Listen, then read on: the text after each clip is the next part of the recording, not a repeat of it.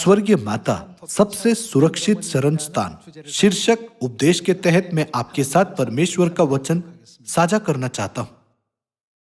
अतीत में जब बच्चे खतरे में होते थे तो वे अक्सर अपनी माता की स्कर्ट के पीछे छिप जाते थे। पुराने दिनों में कई महिलाएं हानबोक पहनती थी जिनमें अंडरलाइनिंग स्कर्ट होती थी। जब चूजे खतरे में होते हैं तो वे मुर्गी के पंखों के नीचे छिप जाते हैं। साथ ही बच्चा कंगारू अपनी माता की थैली में चले जाते हैं। बच्चा कोआला अपनी माता की पीठ से गोंद की तरह चिपक जाता है।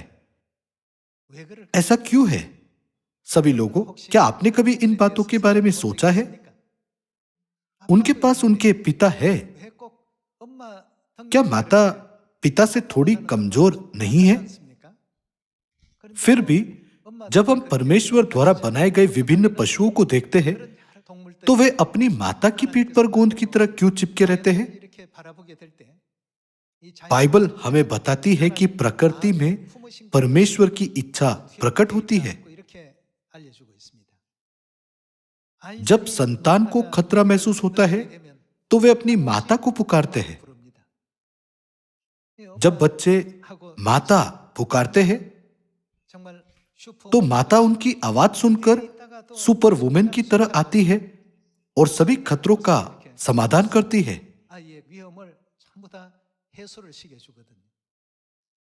यही स्थिति छोटे बच्चों की भी है। जब खतरा आता है तो वे अपनी माता को खोजते हैं, उनके पास रहना चाहते हैं और उनकी स्कर्ट के पीछे छिप जाते हैं। जब खतरनाक पशु आते हैं तो चूजे अपनी माता की ओर दौड़ते हैं और उनके पंखों के नीचे छिप जाते हैं। यहां तक कि अगर एक बड़ा कुत्ता भी उन पर झपटता है तो माता उग्र हो जाती है और सोचती है, यदि तुमने कभी मेरे बच्चे पर उंगली उठाई तो मैं तुम्हें जाने नहीं दूंगी। हमें इस तथ्य के माध्यम से आत्मिक पहलू को समझने की जरूरत है कि कोई भी पशु उनकी माता के सख्त स्वरूप के कारण चूजों के पास जाने की हिम्मत नहीं कर पाता। माता सबसे सुरक्षित शरण स्थान क्यों है? आज आइए देखें कि बाइबल हमें क्या बताती है। बाइबल कहती है कि अब संकट का युग है। साथ ही विभिन्न स्थितियों को देखते हुए युद्ध लगातार छिड़ रहे हैं। जलवायु आपदाएं अधिक बार हो रही है और पृथ्वी की पर्यावरणीय स्थिति और कम सुरक्षित होती जा रही है। ऐसे समय में परमेश्वर हमें कहां भाग जाने के लिए कहते हैं? वह कहते हैं सियोन में भागो। फिर वह क्यों चाहते हैं कि हम सियोन की ओर भागे? सियोन में कौन है? सियोन के सबसे सुरक्षित स्थान होने का एक कारण यह है कि माता वहां है। इस मामले के बारे में आइए हम दानियेल अध्याय 2 आयत 1 देखें। दानियेल अध्याय 2 आयत 1 में लिखा है, अपने राज्य के दूसरे वर्ष में नबूकदनेस्सर ने ऐसा स्वप्न देखा जिससे उसका मन बहुत ही व्याकुल हो गया और उसको नींद न आई। राजा नबूकदनेस्सर का एक बहुत ही महत्वपूर्ण सपना था, लेकिन वह इसे भूल गया। वह जानना चाहता था कि सपना क्या था। उस समय उसके पास ज्योतिषी, तंत्री और टोने जैसे सलाहकार थे जिनसे वह परामर्श कर सकता था। उसने सोचा वे मुझे बताएंगे, इसलिए उसने उनसे पूछा। लेकिन यदि आप आयत 11 को देखें तो उन्होंने कहा, जो बात राजा पूछता है वह अनोखी है। अंग्रेजी बाइबल में यह लिखा गया है, वह बहुत कठिन है। उन्होंने कहा कि यह उनकी क्षमता से बाहर है और देवताओं को छोड़कर जिनका निवास मनुष्यों के संग नहीं है और कोई दूसरा नहीं जो राजा को यह बता सके। उन्होंने कहा, हम कैसे जान सकते हैं कि राजा ने क्या सपना देखा था? यह इतना कठिन कार्य है कि देवताओं के अलावा कोई नहीं बता सकता। इस तरह उन्होंने राजा के अनुरोध को अस्वीकार कर दिया। आइए आयत 12 के साथ जारी रखें। इस पर राजा ने झुंझलाकर और बहुत ही क्रोधित होकर बेबीलोन के सब पंडितों का नाश करने की आज्ञा दे दी। राजा ने कहा, तुम उस सपने को भी प्रकट नहीं कर सकते जो मैंने कल रात को देखा था।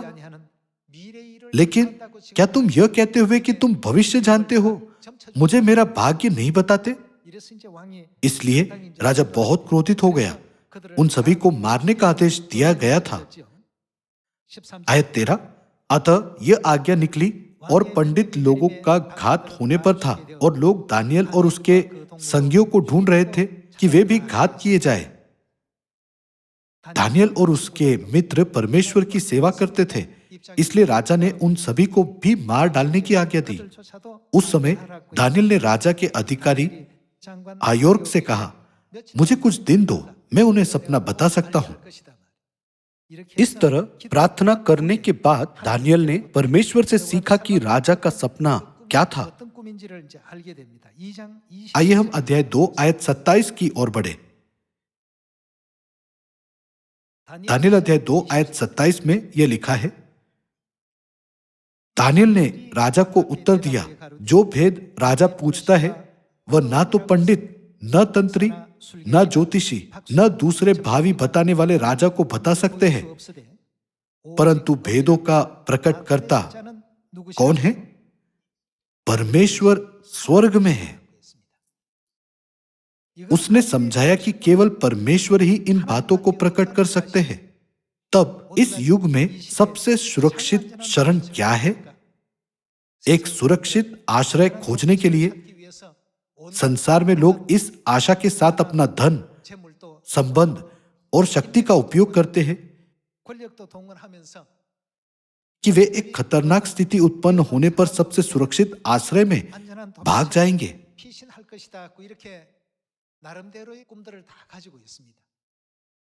कुछ लोग भूमिगत हो जाएंगे, कुछ लोग अंतरिक्ष यान पर दूसरे ग्रहों पर चले जाएंगे, या कुछ लोग समुद्र के नीचे चले जाएंगे। वे सभी प्रकार के शोध करते हैं, लेकिन परमेश्वर क्या कहते हैं? परमेश्वर कहते हैं कि वे कहीं भी हो, वे न्याय से बच नहीं सकते। लेकिन दानियल यहां कहता है, कोई भी भेद की व्याख्या नहीं कर सकता, केवल परमेश्वर ही भेदों को प्रकट कर सकते हैं। उसने कहा, परमेश्वर मुझे इसके बारे में बताएंगे, इसलिए मुझे कुछ दिन दीजिए। और बाद में उसने राजा को दानियल अध्याय 2 में मूर्ति के बारे में सपना समझाया। जब राजा ने सब कुछ सुना तो उसे याद आया, ओह, मेरा सपना यह था। व्याख्या के बारे में क्या? व्याख्या भी सटीक थी। यह सोने का सिर तू ही है, तेरे बाद एक राज्य और उदय होगा जो तुझसे छोटा होगा, फिर एक और तीसरा पीतल का सा राज्य होगा जिसमें सारी पृथ्वी आ जाएगी। चौथा राज्य लोहे के तुल्य मजबूत होगा। यह पैर की 10 उंगलियों के समान 10 राज्यों में विभाजित किया जाएगा। उसने राजा को बताया कि क्या होगा। राजा नबूकदनेस्सर अपने समय का सबसे शक्तिशाली व्यक्ति था। उसने दानियल को दंडवत किया, जो एक बंदी था। इसके अलावा उसने कहा कि वह दानियल को वह सब कुछ देगा जो वह चाहता है। हम बाइबल में पुष्टि कर सकते हैं कि राजा ने उसे सभी प्रकार के खजाने दिए। दानियल ने क्या कहा कि वह कौन है जो इन सभी भेदों की व्याख्या कर सकता है? उन्होंने कहा कि वह केवल परमेश्वर है। क्या दानियल ने नबूकदनेस्सर के सपने को खुद ही समझा था? उसने इसे परमेश्वर से सीखा था और परमेश्वर द्वारा उसे दी गई बुद्धि के साथ सपने की व्याख्या की थी, है ना? फिर आज हमारे लिए सबसे सुरक्षित शरण स्थान कहां है? केवल परमेश्वर ही हमें बता सकते हैं। संसार इसे नहीं जानता। वे एक ही बाइबल पढ़ते हैं लेकिन इसे नहीं समझते। लेकिन ये सब हमें कौन सिखाता है? क्या हमने यह विषय वस्तु इसलिए नहीं सीखी क्योंकि परमेश्वर ने हमें बताया? आइए हम मत्ती अध्याय 13 आयत 10 देखें। चेलों ने पास आकर उससे कहा, तू लोगों से दृष्टांतों में क्यों बातें करता है? आयत 11, उसने उत्तर दिया, तुमको स्वर्ग के राज्य के भेदों की समझ क्या की गई है? दी गई है। जैसे परमेश्वर ने दानियल को दिखाया, वैसे ही वह हमें भी सब कुछ दिखाते हैं। उसने दानियल को राजा नबूकदनेस्सर के सपने और उसकी व्याख्या के बारे में बताया। तुमको स्वर्ग के राज्य के भेदों की समझ दी गई है, पर दूसरों के बारे में क्या? उनको नहीं। सबसे सुरक्षित शरण स्थान क्या है? बहुत से लोग इसका उत्तर खोजने की कोशिश करते हैं, लेकिन इसका उत्तर केवल कौन हमें बता सकता है? इसका उत्तर केवल परमेश्वर ही हमें बता सकते हैं। जिस प्रकार परमेश्वर ने दानियल को स्वप्न और उसकी व्याख्या को जानने दिया और नबूकदनेस्सर की जिज्ञासा को हल किया, उसी प्रकार इस युग में परमेश्वर केवल अपनी संतानों को यह जानने देते हैं कि सबसे सुरक्षित शरण स्थान कहां है। उन्होंने कहा, मैंने यह तुम्हें बताया है, लेकिन दूसरों को नहीं। तुमको स्वर्ग के राज्य के भेदों की समझ दी गई है, पर उनको नहीं। आयत 12, क्योंकि जिसके पास है उसे दिया जाएगा और उसके पास बहुत हो जाएगा, पर जिसके पास कुछ नहीं है, उससे जो कुछ उसके पास है वह भी ले लिया जाएगा। मैं उनसे दृष्टांतों में इसलिए बातें करता हूं कि वे देखते हुए, लेकिन क्या होता है, नहीं देखते, और सुनते हुए नहीं सुनते और नहीं समझते। यह लिखा है कि आंखें होते हुए भी वे नहीं देखते, कान होते हुए भी वे नहीं सुनते, भले ही उनके पास हृदय है, लेकिन वे नहीं समझते। क्या वह केवल परमेश्वर नहीं है जो हमें सभी रहस्यों को जानने देते हैं? दानियल सपने और उसकी व्याख्या को जानता था। ऐसा इसलिए नहीं था कि वह बुद्धिमान था, और न ही इसलिए कि वह एक महान व्यक्ति था। दानियल ने सपने को प्रकट करने से पहले अपने दोस्तों के साथ परमेश्वर से प्रार्थना की, हम ये नहीं जानते, पिताजी कृपया हमें इन सभी बातों के बारे में बताइए। हम इसे अपनी मानवीय शक्ति से नहीं जान सकते। इस तरह दानियल, शद्रेक, मेशक और ओबेदनेगो ने ईमानदारी से प्रार्थना की। अंत में परमेश्वर ने उन्हें स्वप्न और व्याख्या को जानने दिया, ताकि मूर्तियों की पूजा करने वाले अन्य जाति देश बेबीलोन में परमेश्वर की महिमा को बढ़ाने के लिए एक महान कार्य किया जा सके। यहां तक कि वह व्यक्ति भी जिसके पास धर्मशास्त्र में डॉक्टरेट की उपाधि है, या एक पादरी जिसने बहुत वर्षों तक अभ्यास किया है, वह स्वयं से बाइबल को नहीं समझता है ना? हमें कौन बताएगा? इसलिए यूहन्ना अध्याय 6 आयत 45 में यीशु कहते हैं, कोई मेरे पास नहीं आ सकता जब तक कि उसे परमेश्वर द्वारा सिखाया नहीं जाता। मेरे पास आने का मार्ग स्वर्ग के रहस्यों से बना है।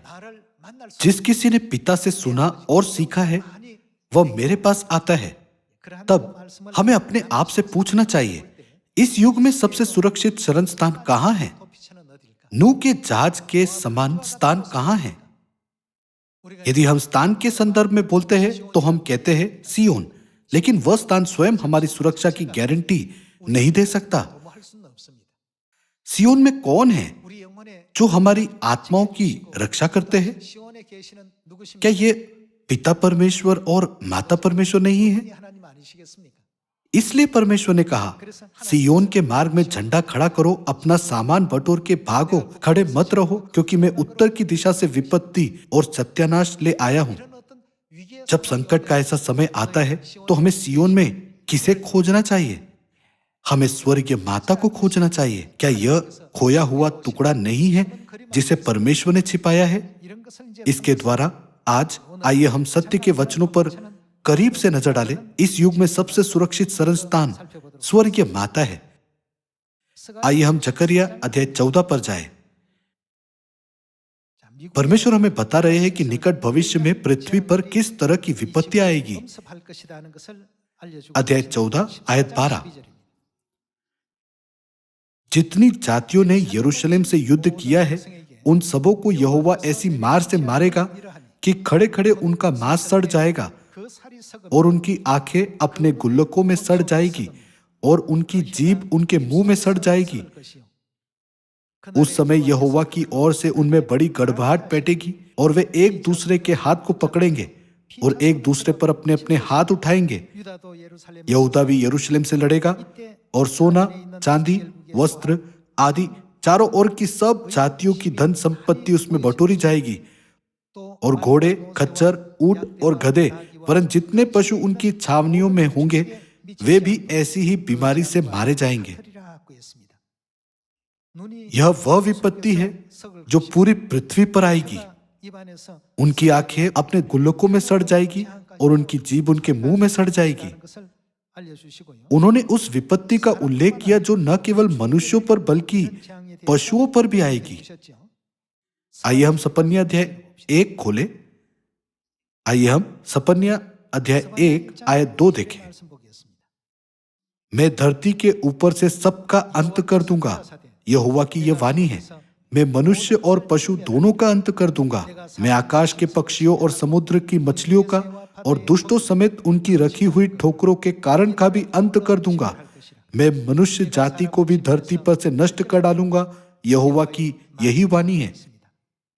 आइए हम आयत 14 पर जाए।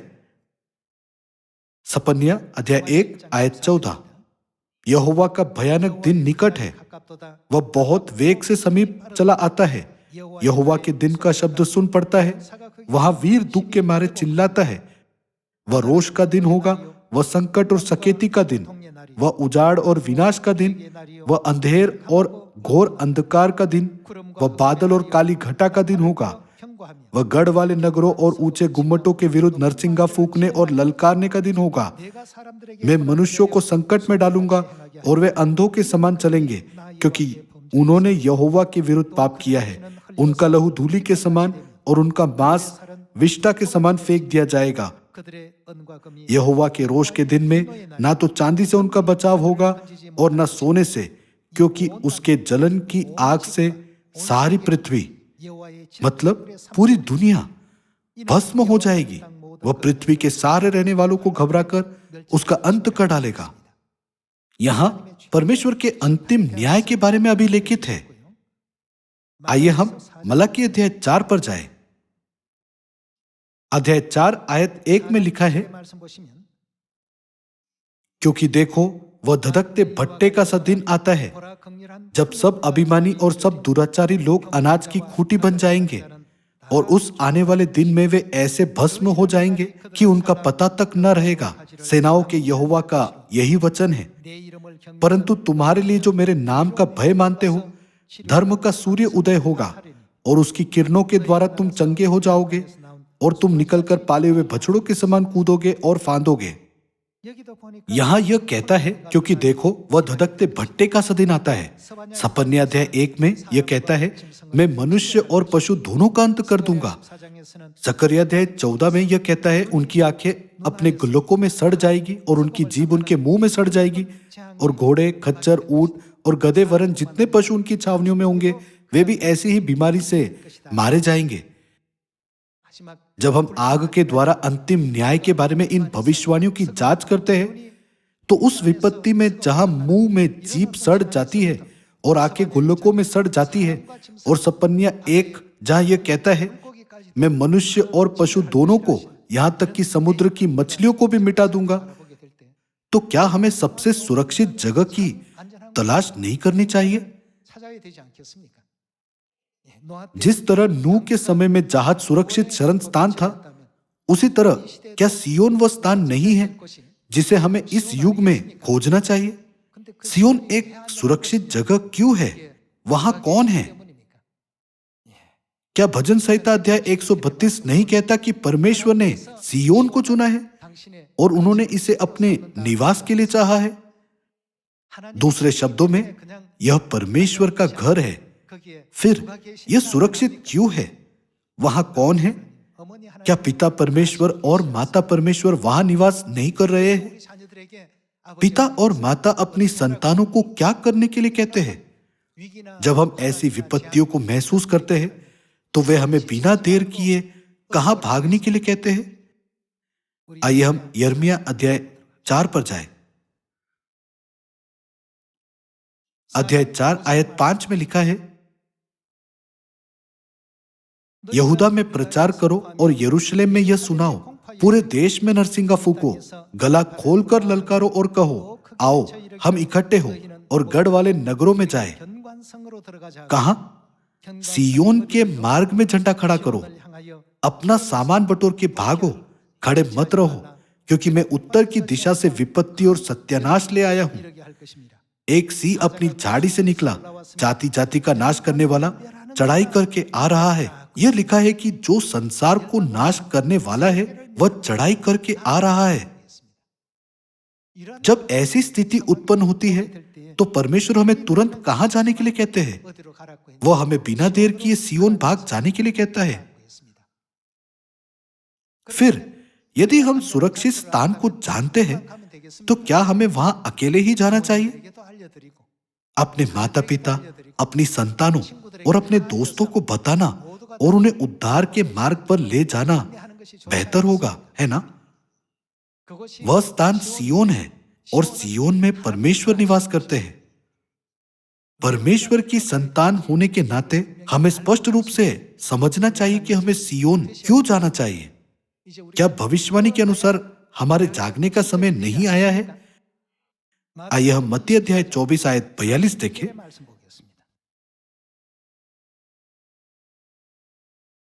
आयत 42 कहता है, इसलिए जागते रहो, क्योंकि तुम नहीं जानते कि तुम्हारा प्रभु किस दिन आएगा। परंतु यह जान लो कि यदि घर का स्वामी जानता होता कि चोर किस पहर आएगा तो जागता रहता और अपने घर में सेंध लगने न देता। इसलिए तुम भी तैयार रहो, क्योंकि जिस घड़ी के विषय में तुम सोचते भी नहीं हो उसी घड़ी मनुष्य का पुत्र आ जाएगा। यीशु ने अध्याय 24 और 25 में जोर देकर कहा, जागते रहो, सो मत। यदि हम सो रहे हैं तो हम यह सोचकर इस संसार से बह जाएंगे। संसार में ऐसा करना ठीक है ना?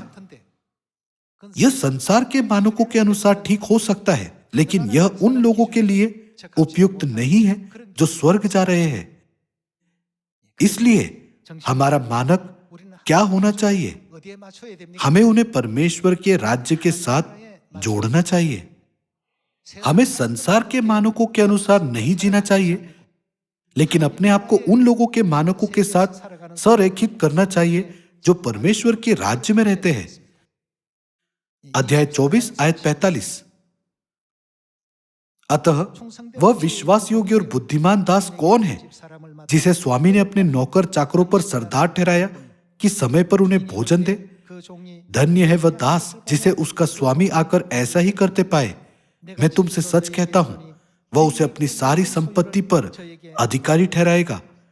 परंतु यदि वह दुष्ट दास सोचने लगे कि मेरे स्वामी के आने में देर है और अपने साथी दासों को पीटने लगे और पियक्कड़ों के साथ खाए पिए, इसका मतलब है कि उसने अपना काम नहीं किया। हम नई वाचा की संतानों को नई वाचा का परिश्रम पूर्वक प्रचार करना चाहिए, लेकिन कभी कभी हम अपना काम करने में विफल हो जाते हैं और कुछ व्यर्थ काम करते हैं। आयत 50। तो उस दास का स्वामी ऐसे दिन आएगा जब वह उसकी बाट न जोता हो और ऐसी घड़ी जिसे वह न जानता हो, तब वह उसे भारी ताड़ना देगा और उसका भाग कपटियों के साथ ठहराएगा। वहां रोना और दांत पीसना होगा। क्योंकि ये चीजें हो सकती है, इसलिए स्वर्गीय पिता और स्वर्गीय माता हमसे क्या कहते हैं? वे कहते हैं, जागते रहो, सावधान रहो। हमें इस युग को जानना चाहिए। जब ऐसी खतरनाक स्थिति उत्पन्न होती है तो हमें सबसे सुरक्षित स्थान यानी स्वर्गीय माता यरूशलेम की बाहों में जाना चाहिए। कोआला अपनी माता की पीठ से चिपके रहते और कभी नहीं गिरते। कंगारू अपनी माता की थैली के अंदर ही छिपे रहते हैं। कोई और जगह नहीं है जहां वे शांति से रह सके। जब हम छोटे थे तो हमारी माताएं बाहर कपड़े धोती थी और हम उनके पीछे छिप जाते थे। फिर अगर एक क्रूर कुत्ता भी आ जाए तो भी हम नहीं डरते थे। हमारे पास बचपन की ऐसी यादें हैं। क्या यही कारण नहीं है कि स्वर्गीय माता हमारे साथ है? इसलिए आइए हम अपने आसपास के लोगों को यरूशलेम माता के बारे में तुरंत सूचित करें। ऐसा करने से हम दूसरों के लिए सियोन में शीघ्र लौटने के लिए कई मार्ग खोल सकते हैं। मुझे आशा है कि स्वर्गीय माता के माध्यम से सभी स्वर्गीय परिवार के सदस्य प्रचुर मात्रा में आत्मिक ऊर्जा से भर जाए और सुसमाचार का प्रचार करने में किसी भी चीज की कमी न रखे। हम खुश लोग हैं क्योंकि हमारे पास स्वर्गीय माता है। माता के बिना दुनिया ऐसी दुनिया है जहां जीवन नहीं है, है ना? यदि माता नहीं है तो चाहे वह पशु, पौधे या मछली हो, वो संसार बिना जीवन का संसार है। यह किसकी इच्छा है? यह परमेश्वर की इच्छा है जिन्होंने सभी चीजों को बनाया है।